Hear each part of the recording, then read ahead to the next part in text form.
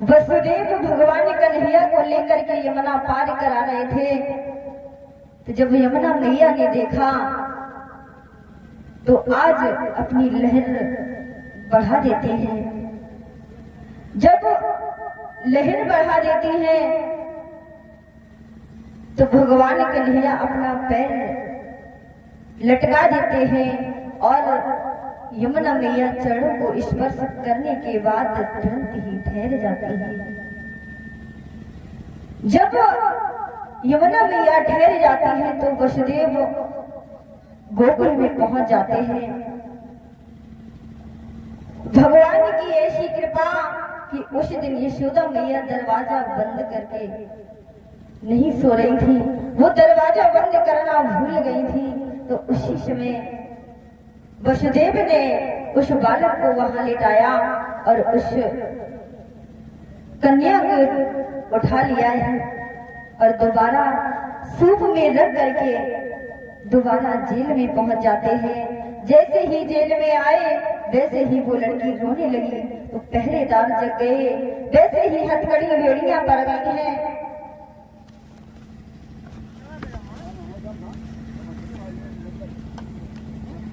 पहरेदारों ने कंस को सूचना दी है तो वैसे ही कंस भागा और तुरंत देवी की गोद से कन्या को छीन लिया है।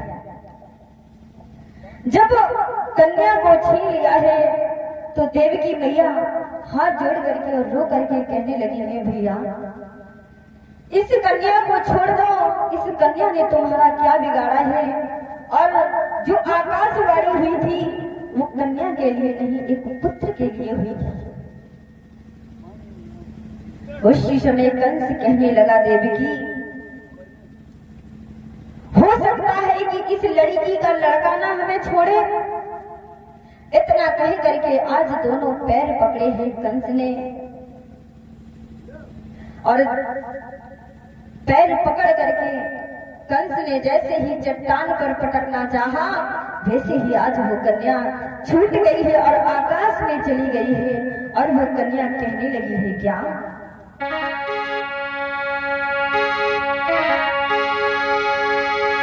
कि हुई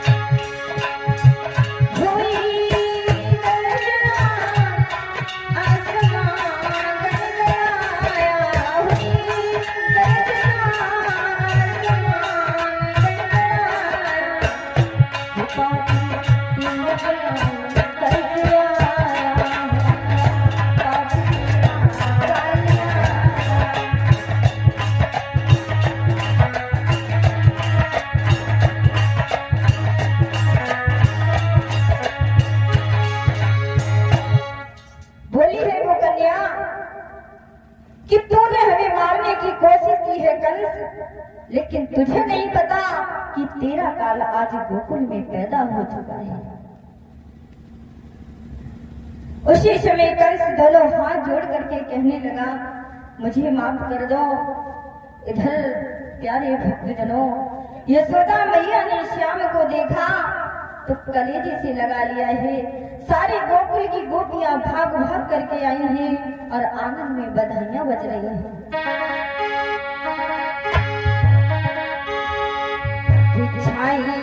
अजब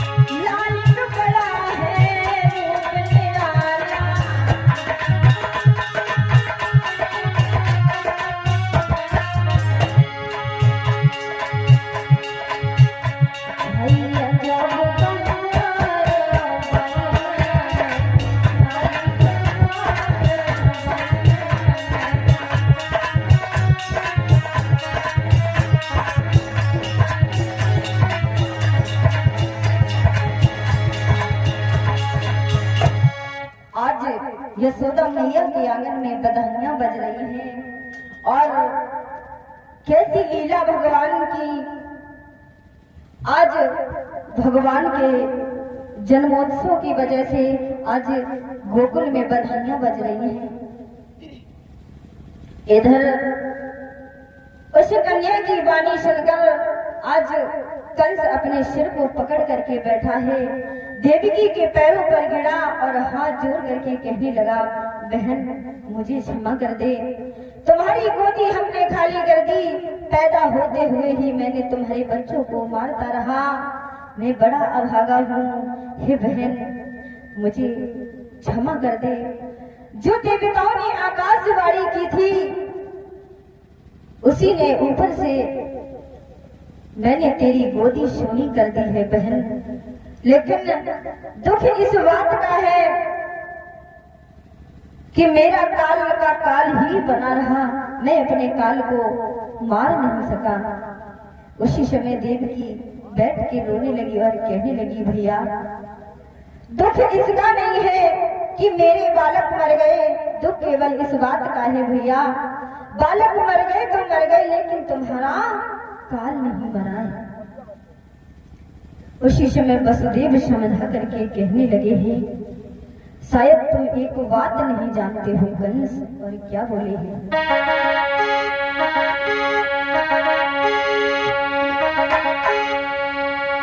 मौत का समय जो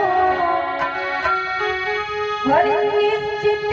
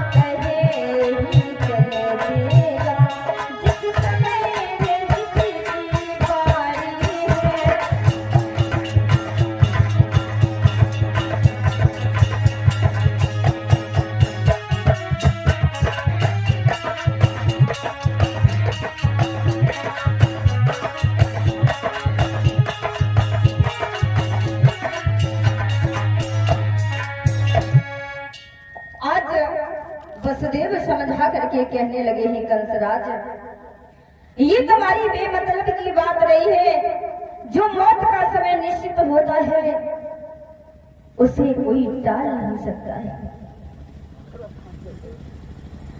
जो समय निश्चित है वो 1 मिनट भी आगे पीछे नहीं हो सकता है।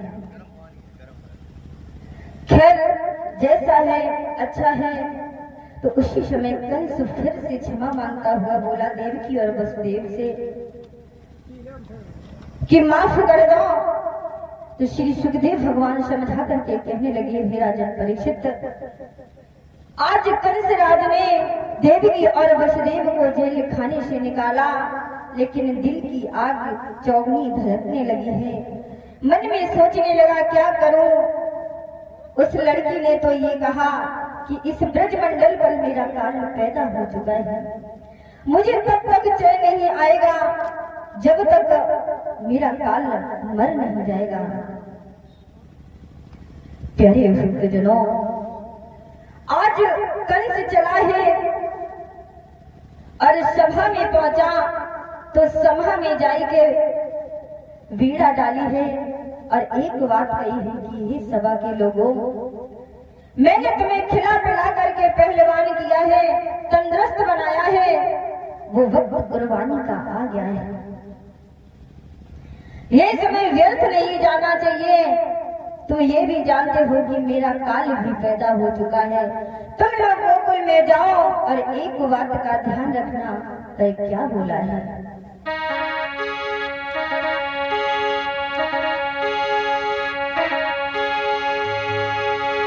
कि 2-4 दिनों का जो बालक जन्मा तुमको मिल पाए, बस सावधान ऐसा लड़का जिंदा न कहीं रहने पाए।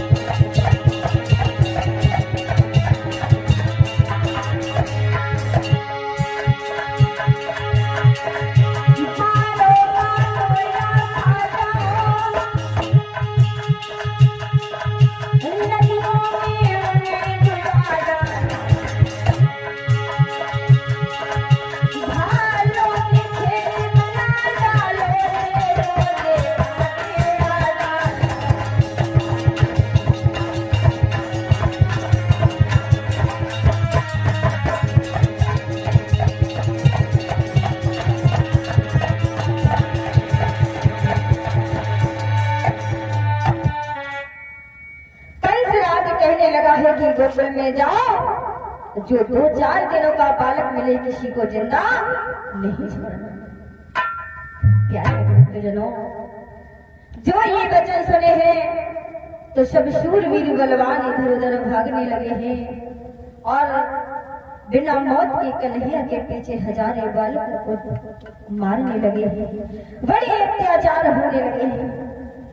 इधर कंस बड़ा हैरान है और कंस ने जब सोचा कि मुझे लगता है कि मेरा काल ऐसे नहीं मरेगा, तो उसी समय पूतना को बुलाया है और जवाब दिया है, पूतना,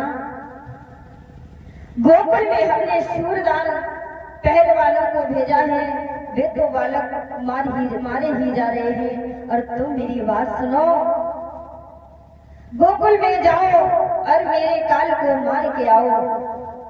तो पूतना बोली है, भैया ये कौन सी बड़ी बात है, मैं इतनी देर कहाँ लगती है मारने में। तो कंस बोला है, बात केवल एक ही है पूतना, कि सब बालक तो मारे जा रहे हैं, लेकिन ना जाने कि उसमें से मेरा बालक कौन है, काला है। कंस कहने लगा है, बहन जाओ शीघ्र ही गोकुल में जाओ और मेरे काल को मार के आना। उसी समय पूतना कहने लगी है, ठीक है भैया। जैसे ही पूतना जाने के लिए तैयार हुई है तो कंस कहने लगा है, बहन अगर तुम ऐसे गई तो तुम्हें सब लोग पहचान लेंगे। तुम एक काम करो, अपना भेष धारण करो दूसरा और तब गोकुल में जाओ। उसी समय पूतना कहने लगी है कि भैया घबराओ नहीं, मैं अभी अपना भेष बदल करके और गोकुल में जा रही हूँ। और क्या बोली है,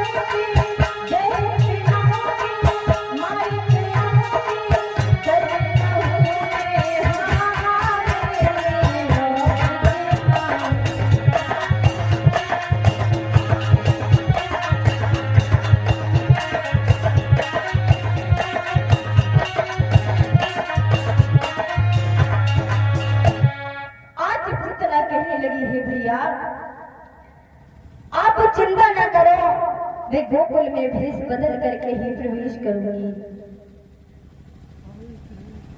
प्यारे भक्तजनों, आज पूतना श्रृंगार करने लगी है, भेष बदल करके जब गोकुल में पहुंची, कोई चिंता नहीं है मन में, सोच रही है कि अब तो हम कंस के काल को मार के ही आऊंगी, और जा रही है हर बन की चली है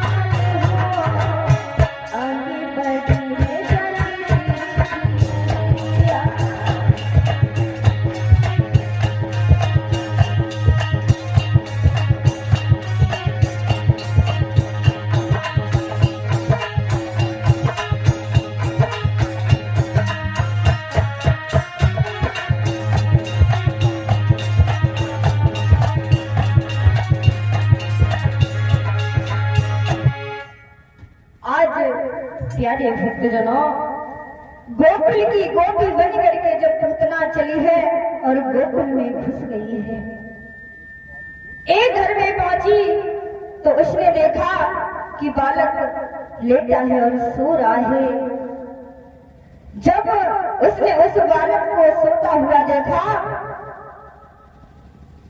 तो आज उस जिस घर में देखा कि बालक सो रहा है, उस घर की गोपी पानी भरने के लिए चली जाती है।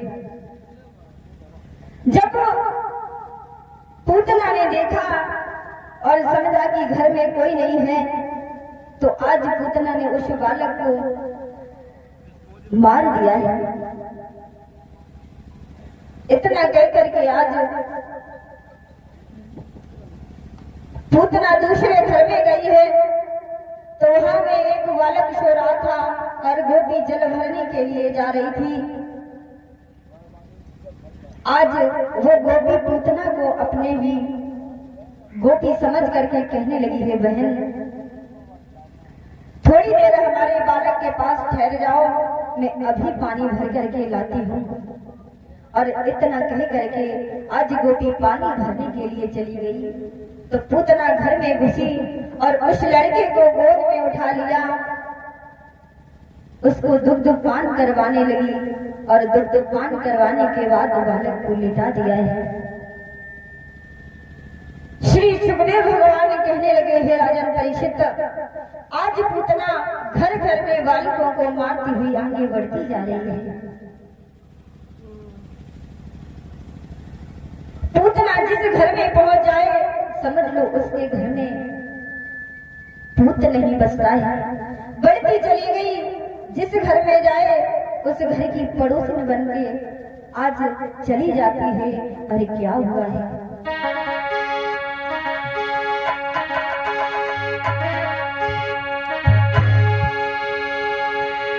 कि घर घर करे उत्पात खुशी के साथ की बड़ी हर गई नंदरानी घर आई कई नंदन की आवाज़।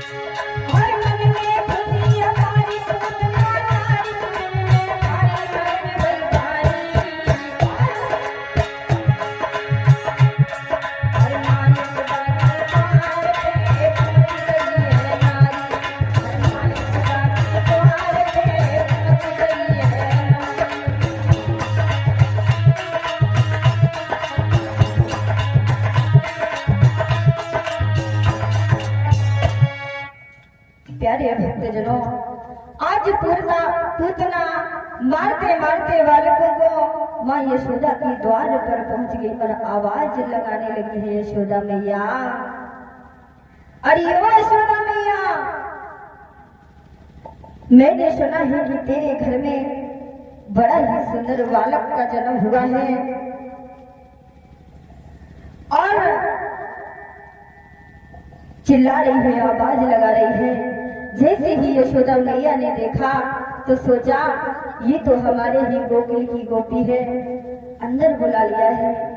जब पूतना अंदर पहुंच गई तो बोली है यशोदा मैया, मैंने सुन तो उसी लिया था जब तुमने इस नन्हे से बालक को जन्म दिया था, लेकिन बहन मुझे इतना टाइम नहीं मिला कि मैं उस दिन आ जाऊं। तो यशोदा मैया कहने लगी कि कोई बात नहीं, संतान सबके होती है और कोई बात नहीं है बहन, तुम नहीं आई तो कोई बात नहीं।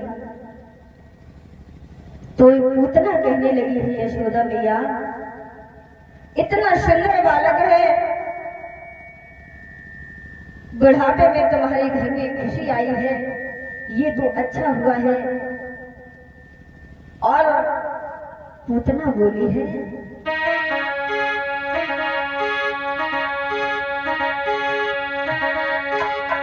कि जीवन भर की जलती ज्वाला, कि जीवन भर की जलती ज्वाला, इतने दिन बाद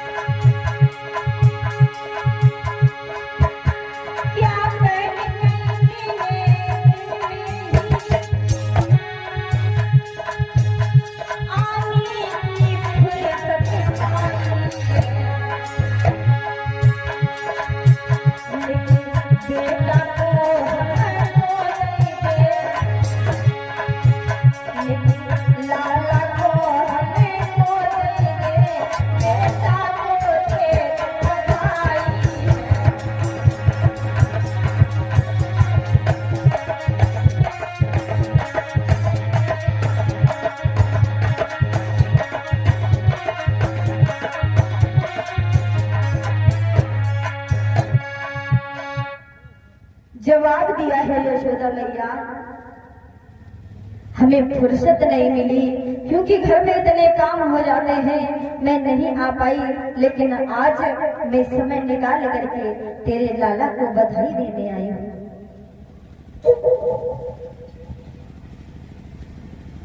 तो ऐसा करूंगा, इस लाला को हमें दे दो, मैं इसे जी भर के खिला लूं।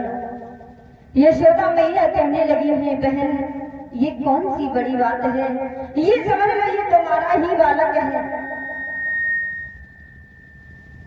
श्री सुखदेव महाराज समझा करके कहने लगे, हे राजन परीक्षित, आज पूतना ने भगवान कन्हैया को गोद में लिया है। जब भगवान कन्हैया को गोद में लिया तो उस दिन भगवान कन्हैया 5 दिन की उम्र में थे। 5 दिन की उम्र में पूतना की गोद में दिया है यशोदा माँ ने, और कुछ काम करने लगी और बोली पूतना से कि तुम घबराना नहीं, यही समझ लेना कि ये अपना ही बालक है। आज मैया कुछ काम करने में लग जाती है तो पूतना सोचने लगी तो ये अच्छा मौका है, और उसी समय जब पूतना ने मौका देखा है तो आज भगवान कन्हैया को चादर ओढ़ाकर अपना स्तनपान करवाने लगी है।